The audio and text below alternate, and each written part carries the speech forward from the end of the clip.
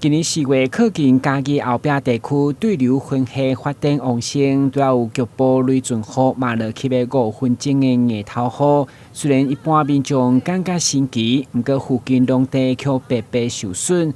议员张世贤顶会期咧向市长请命，市长嘛表明要以天灾补助，结果到达拢无下落，让议员相当不满。你天灾补助办法哦，你也唔处理啦吼。要讲农保的吼，我讲你咧装笑的啦，迄个鞭炮的部分的所在去受损害尔，也唔全面性的。要叫遐用平均的，安尼吼，遮百姓哦，拄啊吼，迄也无，迄也无。市长啊，机会搁互你解说。这个部分啊，就是讲，这局长甲你报告的是中央的规定啦。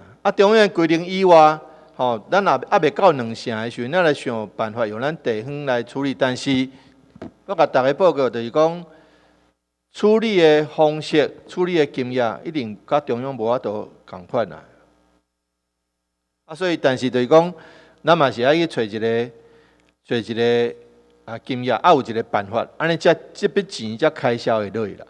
赶快和议员气噗噗的是，为伫白河公园里，因为居民反对去饲鸡仔场，去年底就前往市府申请，甚至要求撤销执照。不过想未到代志演变成业者放话是以大力支持，用食数量才当增加。毛议员强烈要求路环局爱向乡亲交代，甚至质疑市府同意增加饲鸡数量是涉嫌贪污渎职，要求警方处调查。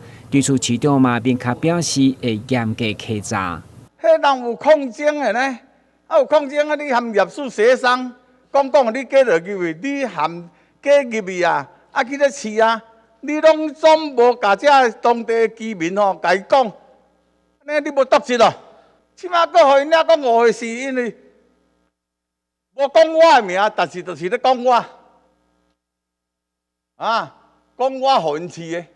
甲议员报告吼，就是讲，阮会严格来甲稽查啦，事后的即个部分，就是讲未来要核准，人要申请的时阵，阮会严格审查，袂使讲清彩都好过安尼啦。任何即个污染的部分，包括空气，包括水，包括加塞的即个处理的部分，无符合标准，随甲稽查。